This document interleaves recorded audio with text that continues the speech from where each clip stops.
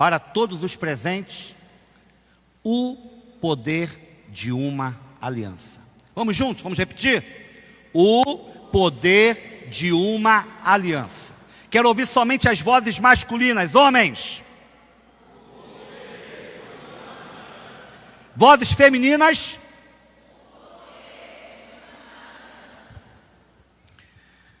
Se nós pegarmos todos os cursos aqui representados, antes de dizer sim, homem ao máximo, mulher única, casados para sempre, paz para toda a vida, existe um eixo temático que permeia todos estes encontros.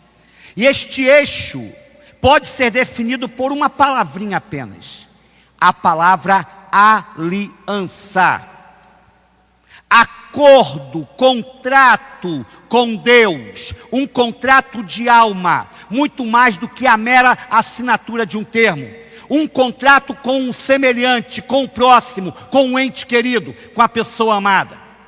Quando pensamos em cada um destes cursos, nós pensamos numa preparação para uma vida de compromisso com Deus e com aquele que o rodeia, com aquele que está ao seu lado, com aquela pessoa a quem você escolheu se devotar. Pensando então nessa questão, quero tratar desse tema, citando uma história já conhecida por alguns membros aqui, principalmente aqueles que passaram pelo curso Casados para Sempre. Eu tenho então a primeira verdade para compartilhar com vocês nessa noite, já que não queremos nos delongar mais do que já estamos com o tempo adiantado. Escute bem, não existem desculpas para se quebrar uma aliança que é firmada diante de Deus. Não existem desculpas para se quebrar uma aliança que é firmada diante de Deus. Vamos a um texto já bem notório aqui para os membros da igreja. Comigo, vamos. Contudo, quando os habitantes de Gibeon souberam o que Josué tinha feito com Jericó e Ai, recorreram a um ardil. Enviaram uma delegação com jumentos carregados de sacos gastos e vasilhas de couro velhas, rachadas e remendadas. Os homens calçavam sandálias gastas e remendadas e vestiam roupas velhas. Todos os pães do suprimento deles estavam secos e esmigalhados. Foram a Josué, ao acampamento de Gilgal, e disseram a ele e aos homens de Israel: viemos de uma terra distante, queremos que façam um acordo conosco. Os israelitas disseram aos heveus: talvez vocês vivam perto de nós. Como poderemos fazer um acordo com vocês? Somos seus servos, disseram a Josué. Josué, porém, perguntou: quem são vocês? De onde vocês vêm? Eles responderam: seus servos vieram de uma terra muito distante, por causa da fama do Senhor, do seu Deus. Pois ouvimos falar dele, de tudo que fez no Egito, e de tudo que fez aos 2 reis dos amorreus, a leste do Jordão, Seom, rei de Esbom, e Og, rei de Bazã, que reinava em Asterote. E os nossos líderes e todos os habitantes de nossa terra nos disseram: juntem provisões para a viagem, vão encontrar-se com eles e digam-lhes: somos seus servos, façam acordo conosco. Este nosso pão estava quente quando o embrulhamos em casa, no dia em que saímos de viagem para cá, mas vejam como agora está seco e esmigalhado. Estas vasilhas de couro que enchemos de vinho eram novas, mas agora estão rachadas, e as nossas roupas e sandálias estão gastas, por causa da longa viagem. Os israelitas examinaram as provisões dos heveus, mas não consultaram o Senhor. Então Josué fez um acordo de paz com eles, garantindo poupar-lhes a vida, e os líderes da comunidade o ratificaram, o confirmaram com juramento. Amém? Josué 9, do 3 ao 15. Vamos entender isso? Principalmente você que não faz parte de um contexto eclesiástico, principalmente você que não teve acesso a essa leitura ainda. Os gibeonitas, habitantes de Gibeon, faziam parte dos povos que deveriam ser conquistados e até exterminados por Israel, a fim de que aquele povo pudesse conquistar a terra prometida. E os gibeonitas sabiam disso, estavam cônscios da proximidade do seu fim. Observavam à distância a maneira como Deus dava a Israel vitória sobre todos os habitantes de Canaã e ficaram apavorados. Tinham a plena noção de que a qualquer momento poderia chegar também a sua vez. Por isso, elaboraram um plano astuto. Vamos fazer uma aliança com Israel, eles pensaram. Mas uma aliança debaixo de uma mentira, uma aliança debaixo de um engodo. Vamos simular que viemos de uma terra distante, de fora de Canaã, e que precisamos do apoio do povo de Deus, para que eles se tornem nossos aliados e nunca venham nos ferir, pois na lei do seu Deus está escrito que eles não podem quebrar os juramentos que fazem diante do Senhor. E o que fizeram?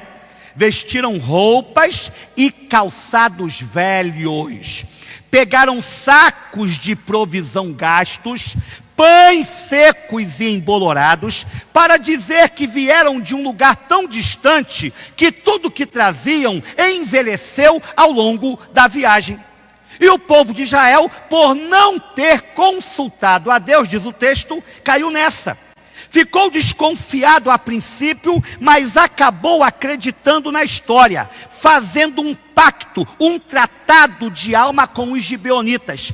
Pacto esse que foi firmado numa mentira, que isso fique claro. E o que aconteceu em seguida? Vamos lá, continuando o texto. 3 dias depois de fazerem um acordo com os gibeonitas, os israelitas souberam que eram vizinhos e que viviam perto deles. Por isso partiram de viagem, e 3 dias depois chegaram às cidades dos heveus, que eram Gibeon, Quefira, Beerote e Kiriate Jearim. Mas não os atacaram, porque os líderes da comunidade lhes haviam feito um juramento em nome do Senhor, o Deus de Israel. Toda a comunidade, porém, queixou-se contra os líderes, que lhes responderam: fizemos a eles o nosso juramento em nome do Senhor, o Deus de Israel. Por isso, não podemos tocar neles. Josué 9, 16 ao 19. Querido, querida, você entende o teor dessas palavras? O que representam as palavras de Josué? Josué e os líderes do povo tinham plena noção de que foram enganados, engodados, mas também tinham plena noção de que um juramento feito diante do Senhor não poderia ser revogado, anulado. Por isso, não puderam matar os gibeonitas. O que é que isso me ensina? O que é que isso me ensina? O que é que isso nos ensina? Se debaixo de uma mentira, de uma farsa, um pacto com Deus não pode ser desfeito, quanto mais quando você faz esse pacto consciente e voluntariamente, estando bem lúcido quanto ao teor do compromisso assumido. Observe bem, um dia você entregou a sua vida ao Senhor. Um dia você disse que o serviria de todo o coração. Um dia você disse que Jesus era o seu Salvador e o proprietário, o dono exclusivo da sua vida. Mas, por que hoje você vive caído? Como se tudo o que foi professado pelos seus lábios tenha sido relegado a um profundo esquecimento. Onde está hoje a sua fé e confiança no nome de Jesus? Por que você tem se portado de modo tão frio e apático? Por que você tem se comportado de uma maneira tão rebelde espiritualmente? Por que facilmente você se balança para o lado de pessoas que só fazem você pecar e não lhe abençoam em nada? Onde está a força do seu pacto com Deus, do seu pacto de vida, do seu pacto de entrega? Como você pode querer brincar com algo tão sério que é o compromisso firmado diante do Senhor? Mais ainda, um dia, no altar do Senhor, você disse que amaria incondicionalmente essa pessoa que é hoje o seu marido ou a sua mulher. Na tristeza ou na alegria, na saúde ou na enfermidade, na riqueza ou na pobreza, e que seria fiel até a morte. Por que você tem desprezado tal pessoa hoje? Porque há pensamentos contínuos de separação em sua mente. Por que você tem se interessado por outro, por outra, que certamente não é a pessoa de Deus para a sua vida? Porque o adultério e a traição dominam terminantemente seu coração. Queridos, lembremos-nos de Eclesiastes. Eclesiastes 5, versículo 4. Juntos, vamos. Quando você fizer um voto, cumpra-o sem demora, pois os tolos desagradam a Deus. Cumpra o seu voto. Cumpra os seus votos de fidelidade a Deus. Cumpra os seus votos de fidelidade para com a pessoa amada. Se Deus não permitiu a quebra de um pacto firmado num engano, numa mentira, Ele não permitirá a quebra de um pacto que você quer desmanchar, desfazer, por mero capricho ou conveniência. Os pactos firmados diante do Senhor não podem ser quebrados jamais. Segunda verdade, vamos lá? A aliança exige serviço em prol do outro. A aliança exige serviço em prol do outro. Vamos para a palavra, vamos lá? Então os 5 reis dos amorreus, os reis de Jerusalém, de Hebrom, de Jarmute, de Laques e de Eglon, reuniram-se e vieram com todos os seus exércitos, cercaram Gibeon e a atacaram. Os gibeonitas enviaram esta mensagem a Josué ao acampamento de Gilgal: não abandone os seus servos, venha depressa, salve-nos, ajude-nos, pois todos os reis amorreus que vivem nas montanhas se uniram contra nós. Josué partiu de Gilgal com todo o seu exército, inclusive com os seus melhores guerreiros. Josué 10, 5 ao 7. A aliança firmada diante de Deus não é brincadeira, não é um passatempo, não é coisa de só menos importância.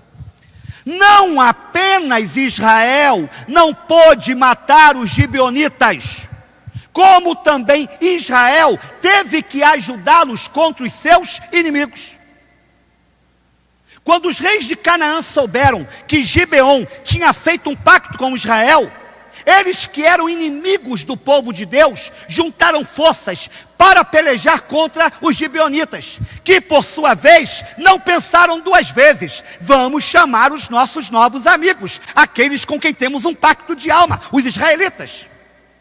Como se já não bastassem as suas próprias guerras, que não eram poucas, Israel teve que enfrentar as guerras dos outros, porque havia uma aliança entre o povo de Deus e o povo de Gibeon. Ou seja, olha aqui para mim agora, quem é aliançado com alguém, cuida, serve, satisfaz necessidades, importa-se com o bem-estar do outro. Um compromisso de alma firmado entre 2 partes, que não exija de mim algo, não é compromisso verdadeiro, porque quando estou aliançado com você, eu terei sempre que lhe dar o meu melhor, nada menos do que isso. Pensando então nessa realidade, quando você vai entender que na vida a 2, não é o que você quer em primeiro lugar, mas sim o que é melhor para o outro, para o seu parceiro, para a sua parceira, mesmo que você saia perdendo. Quando você vai deixar de se preocupar apenas com o seu próprio umbigo, com o que satisfaz seu ventre tão somente, e quando você vai começar a lutar também pela felicidade do outro. Existem batalhas a serem travadas em prol das pessoas amadas e queridas com as quais estamos aliançados, batalhas das quais não podemos fugir. Existem inimigos que se têm levantado contra aquele e aquela com a qual você está aliançado em sua alma, e que compete a você enfrentá-los. Você é o libertador daqueles que Deus lhe deu para cuidar. Você que é solteiro, namorando, ou pensando em namorar, talvez noivo, como tivemos aqui alguns exemplos. Se você não estiver disposto a dar de si para a pessoa amada, pensando menos no seu bem-estar pessoal e muito mais no bem-estar do outro, pule fora, saia fora, não se comprometa com ninguém, porque você não está ainda preparado para firmar uma aliança. Há muita gente mal amada, mal cuidada por aqueles que um dia prometeram ser zelosos pelo ente querido.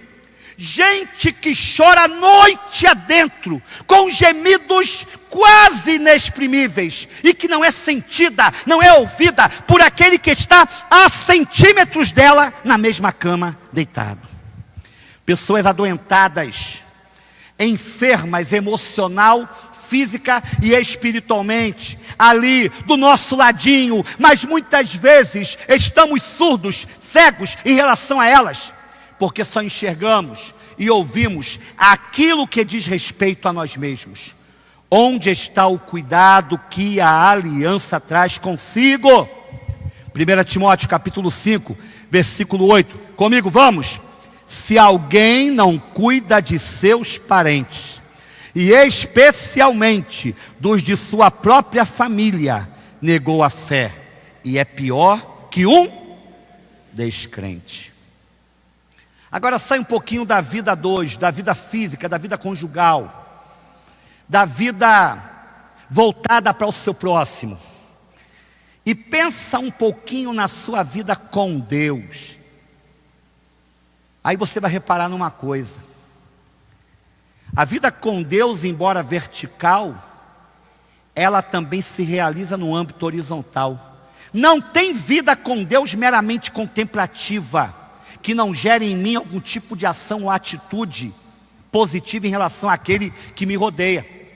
Pensando na sua vida com Deus, na sua aliança com Deus, que fé é essa que não se traduz em atos de justiça e misericórdia para com o seu próximo? Que crença é essa que não se mostra amadurecida pelo exercício dos seus dons espirituais na sua igreja? Onde está a sua vida de serviço em prol do reino de Deus, se você diz que o ama tanto, se você diz que pertence a Ele, se você diz que Ele é o seu Pai de misericórdia e amor? Cadê os seus frutos, querido, querida? Você não se pertence mais. No momento que você entregou a sua vida a Cristo, você passou a ser possessão exclusiva do Senhor, e você deve viver tão somente para Ele, porque uma vez servo do pecado, você foi feito agora servo da justiça de Deus. É o que a palavra nos declara. Avance aí, olha o que diz, vamos juntos? Vocês foram libertados do pecado e tornaram-se escravos da justiça. Na aliança que Deus firmou com você em Cristo, aliança que custou preço de sangue, você se tornou escravo, é o termo certo, de Jesus. Não duvide, não esqueça essa realidade jamais, se você de fato pertence a Ele. Terceira e última verdade, com a qual quero fechar a minha palavra. Vamos lá? Uma aliança é para quando?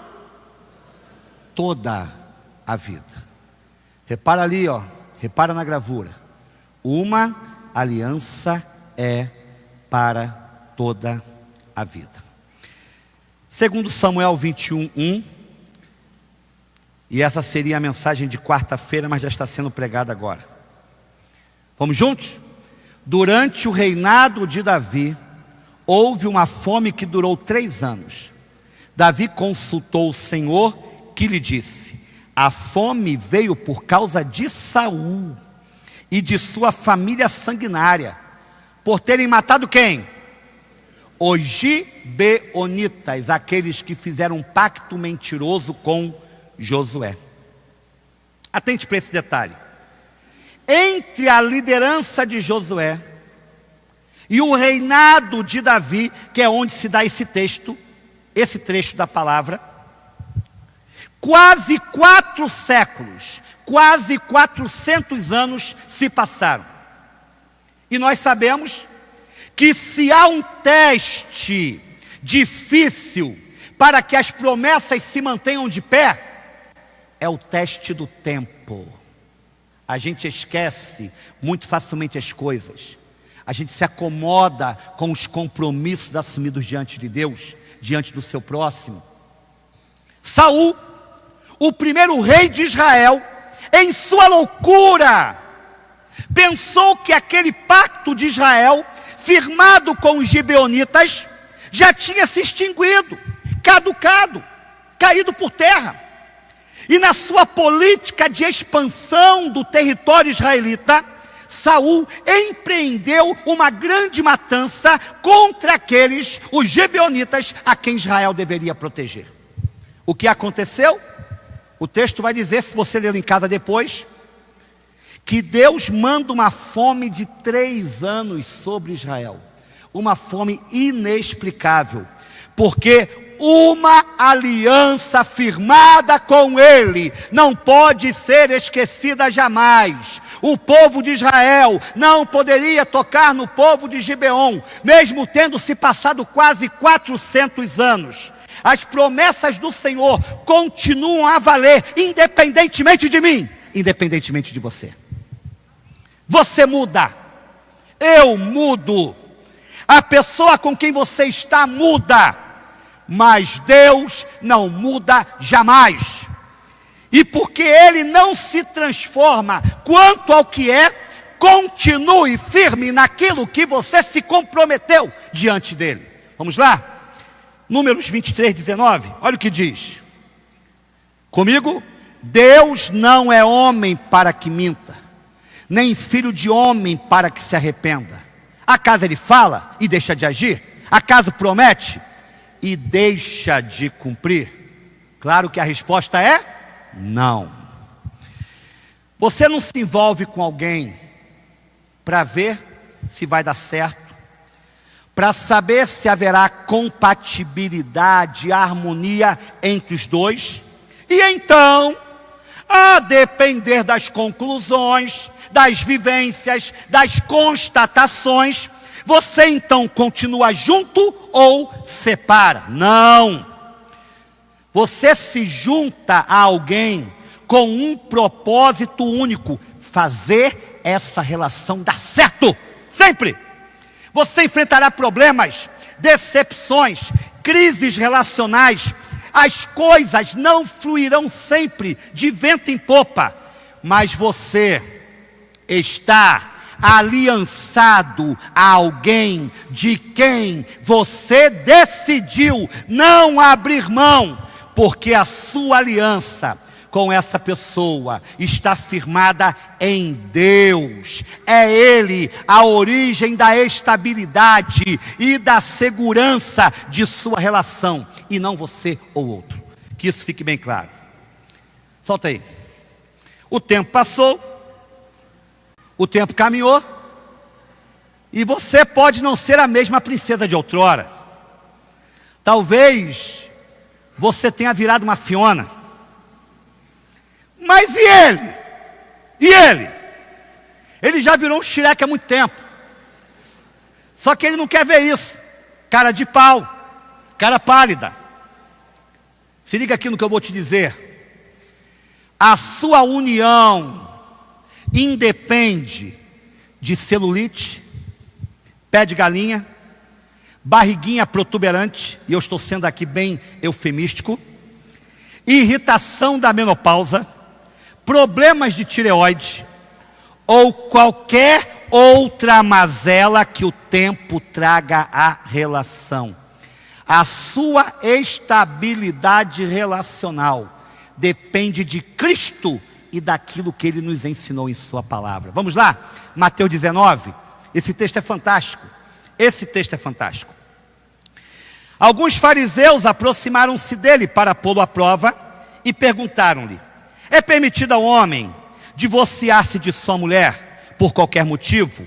Ele respondeu: vocês não leram que, no princípio, o Criador os fez homem e mulher? E disse: por essa razão, o homem deixará pai e mãe e se unirá à sua mulher, e os dois se tornarão uma só carne. Assim, eles já não são dois, mas sim uma só carne. Portanto, o que Deus uniu, ninguém o separe. Perguntaram eles: então, por que Moisés mandou dar uma certidão de divórcio à mulher e mandá-la embora? Jesus respondeu: Moisés lhes permitiu divorciar-se de suas mulheres por causa da dureza de coração de vocês, mas não foi assim desde o princípio. Eu lhes digo que todo aquele que se divorciar de sua mulher, exceto por imoralidade sexual, e se casar com outra mulher, estará cometendo adultério. Mateus 19, 3 ao 9. Finalizando, casamento é para a vida toda. Faz parte do propósito original de Deus para o ser humano por ele criado. O que Deus uniu, não separe o homem. Uma aliança conjugal, ela é indestrutível. Qualquer quebra de aliança, a fim de se buscar outra união, constitui uma relação de adultério. Pense nisso com seriedade. Permaneça com quem você está. Deus não alterou os seus planos quanto a você e a pessoa que se casou com você um dia. Faça valer a sua aliança, lembrando que ela não é para um período tão somente, mas sim para todos os dias restantes de sua caminhada terrena, de sua vida. Sendo assim, jovem, solteiro, viúva, divorciado, pense bem com quem você vai se coligar, porque vida a dois não pode ser um teste laboratorial, uma experiência a fim de se verificar se dará certo ou não. É coisa séria, é pacto de alma. E quanto à sua relação com Deus? E quanto ao seu relacionamento com Deus? De vez em quando eu encontro alguém, você já deve ter encontrado alguém assim também, que me diz: ah, pastor, eu já fui crente um dia, eu já fui evangélico um dia, mas hoje eu não sou mais não, estou fora da igreja. A minha pergunta é: pode alguém de fato ter sido crente um dia e hoje não ser mais? Evangélico sim, pode ter sido evangélico, pode ter sido um membro de igreja, mas se foi crente de fato, não tem como deixar de sê-lo hoje. Ou você é de Jesus para sempre, ou você nunca foi dele. Que isso fique bem claro. Uma verdade que temos batido insistentemente na tecla nesta igreja. João capítulo 10, versos 27 a 29. Fecho com esse texto, ou melhor, é o penúltimo texto. As minhas ovelhas ouvem a minha voz, eu as conheço e elas me seguem. Eu lhes dou a vida eterna, e elas jamais perecerão. Ninguém as poderá arrancar da minha mão. Meu Pai, que as deu para mim, é maior do que todos. Ninguém as pode arrancar da mão de meu Pai. Amém? Ninguém que tenha sido um dia ovelha de Jesus deixará de ser ovelha de Cristo, pois ninguém, nem o diabo, nem mesmo a pessoa tem poder para fazer com que você saia da mão de Deus. Sabe o que é que isto significa? Sabe o que é que esta verdade aqui representa? Você precisa parar de brincar com Deus, de querer fugir de Deus. Renda-se, entregue-se e reconheça que você é unicamente dele e de mais ninguém. Até quando você vai insistir em lutar contra essa verdade? Você sabe que esse seu vazio existencial não sairá de sua alma enquanto você não se render por completo à vontade daquele que é o único dono da sua vida. Você foi remido por Cristo para ser dele tão somente e eternamente. Portanto, reconheça que você precisa voltar para Jesus agora, hoje, já, pois a aliança que um dia Ele firmou com você continua de pé, independentemente de você. Eu quero repetir o que eu falei uma coisa muito séria aqui. A aliança que Jesus um dia firmou com você, a aliança que você provou, experimentou, quando você disse sim para Jesus, com sinceridade de alma, ela continua valendo, ainda que você tente fugir disso. Você não tem escapatória. A graça de Jesus é irresistível, como disse Calvino e os nossos irmãos presbiterianos. Romanos 11, 29, última palavra dessa noite. Vamos juntos? Pois os dons e o chamado de Deus são... Continue firme no seu casamento. Continue firme com essa pessoa que Deus separou para você. Continue firme na sua fé. Deixe de ser um João bobo que volta e volta para o mesmo lugar sempre que é espancado, aquele boneco inflável. Seja alguém que está firmado na rocha, alguém que tem estabilidade, constância, firmeza no que crê e no relacionamento que desfruta hoje com a pessoa de Deus. Tudo o que aconteceu foi para que nós pudéssemos entender que as alianças do Senhor não estão desgastadas pelo tempo. Elas continuam valendo até que Jesus volte e muito mais depois da ascensão da sua igreja, quando estaremos no céu. E ali o que vai fazer diferença não é mais se eu sou marido de Lula ou é minha esposa, se eu sou pai de Débora e de Daniel.